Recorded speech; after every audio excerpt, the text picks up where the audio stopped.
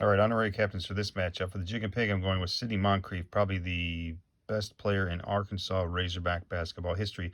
This is from the 80-81 Topps series. It kind of strange. These trifold cards was a weird set. For the drop shot, we're going to go with the guy who perfected the granny shot, a unique form of shooting free throws. In the NBA, Rick Barry rocked it and took it to be one of the best free throw shooters of all time.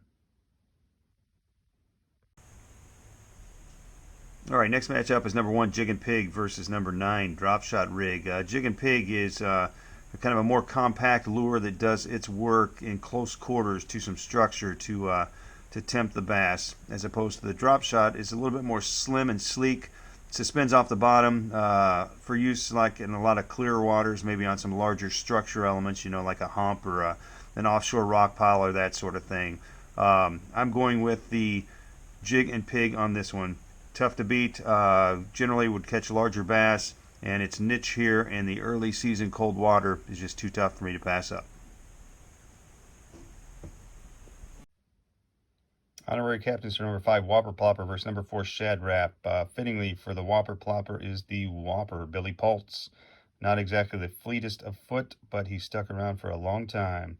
For the Shad Rap, a bait that can steal you a few bites in cold water, we got Donald Slick Watts, known for his shaved head and his headband.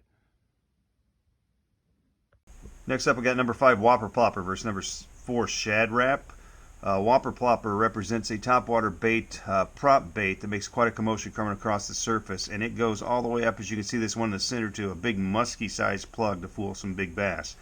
Shad Rap, on the other hand, is pretty sleek, shines in cold water. And while I was out doing my research for this project, yes, I actually do research, I bought a big boy to address a situation just like this for the Shad Rap too.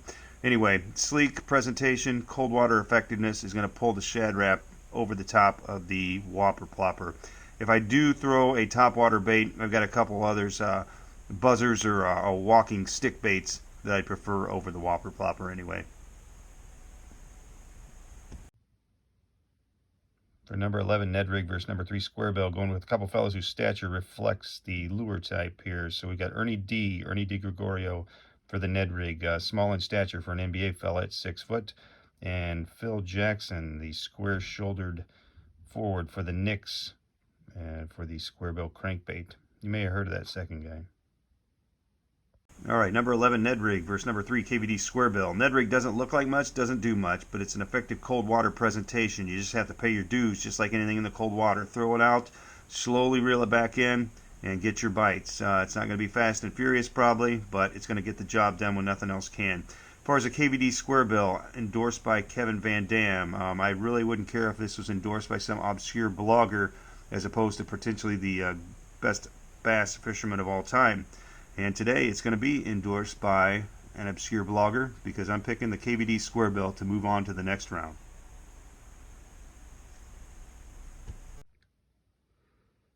All right, number 10, Man's Auger Tail versus number 2, Booyah Buzzbait. For the Man's, closest I could get was Manny Leaks, who teamed up with Calvin Murphy at Niagara University back in the late 60s. As far as the Buzzbait, we got a couple buzzer beaters.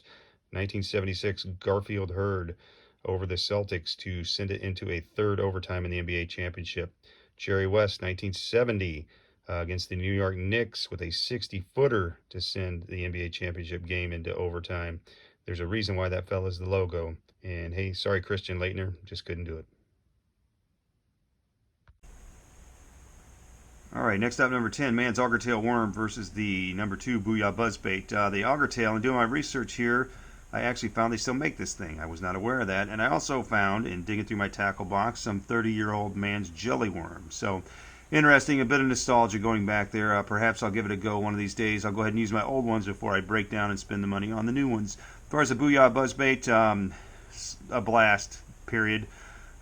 This is a tip here on this. I've got one in the package there. If you've got a lure that you like, make sure you always have at least one spare in your tackle box. It's killer when you're out there on the lake and you lose that for some reason and you don't have another one to replace it. So tackle tip right there. Anyway, Cinderella story, auger tail worm. They usually all come to an end in the tournament, and it's going to end right now for the Man's Auger Tail. Nostalgia loses out to the explosive strikes the buzzbait can produce.